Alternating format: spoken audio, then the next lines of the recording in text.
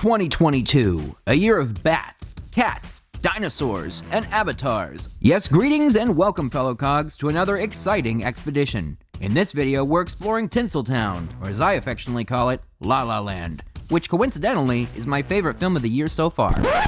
Okay, so La La Land came out in 2016, but after watching it recently, I gotta admit I enjoyed it far more than anything released this year.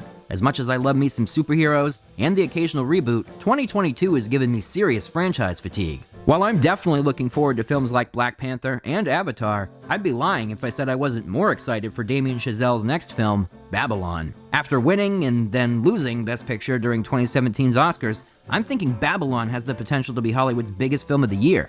And you know, Hollywood loves a comeback story, especially ones about Hollywood. Speculation aside though, in the spirit of La La Land, we're gonna hit up some of its must-see locations together. So, without further delay, let's head and dead outside. First up on our tour is the Smokehouse, located just across from the Warner Brothers lot. Established in 1946, the original location seated just 46 people before moving here to its permanent home in 1948. A popular hangout featuring the world's greatest garlic bread, the Smokehouse has welcomed such guests as Bing Crosby, Judy Garland, Adam West, and James Dean.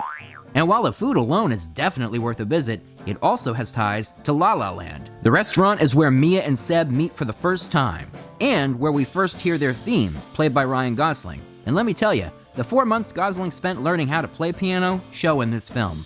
Now whether you're here for the bites or the sights, make sure you save room for dessert. I recommend the chocolate mousse.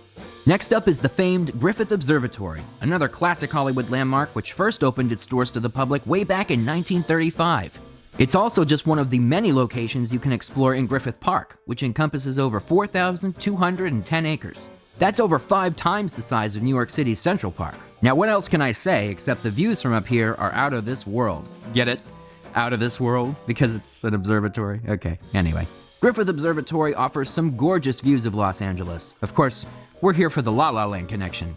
This location holds its own special meaning in the film, as it's where Mia and Seb have their first date and share their first kiss. Swoon. Now do keep in mind, if you're coming to visit, the observatory is open Wednesday through Sunday, so plan accordingly. Our next location requires a short 2-mile hike from the observatory, so let me use this time to get something off my chest. I skipped out on La La Land initially because I thought it was another generic rom-com, and I couldn't have been more wrong. At its core, this film is a love letter to Hollywood, and you can see it in every frame. It's a film that celebrates spectacle in an otherwise completely grounded world. The discipline needed to achieve the dance sequences evoke the Hollywood of yesteryear, and the story is one we can all relate to, having a dream and pursuing that dream until it becomes a reality. Full disclosure, that's just my take, but I can't recommend the film enough. Now let's head to the spot where La La Land truly won me over. This lookout is known as Kathy's Corner, and to the average person, it's little more than a shoulder on an everyday, ordinary road. But to me, it's a living time capsule. On one hand, it offers an amazing view of the Walt Disney Studios, my personal mecca. On the other hand, it's where my favorite part of La La Land was shot, and being able to step right into this iconic piece of cinema is nothing short of spellbinding. It's here that Mia and Seb have their first dance, and as I said before, the amount of discipline it took to pull off a sequence like this can't go unstated. Filmed in one continuous shot, Emma Stone and Ryan Gosling had to bring their A-game to deliver an expertly choreographed number before the sun went down. Guess you could say it was a race to beat moonlight. In all seriousness, it took them just 4 takes to achieve this shot, and the end result was something that will be immortalized. And then the sun was gone. Oopie.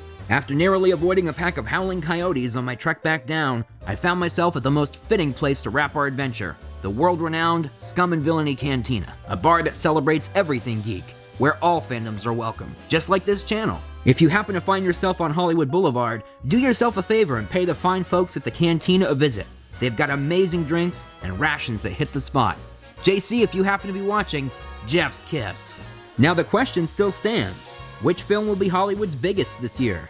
My money's on Babylon, but I'd love to hear your predictions. Other than that, my friends, I certainly hope you enjoyed this video, and that it finds you well. Thanks for joining me on a lovely night in La La Land, and until next time, I'll see you real soon.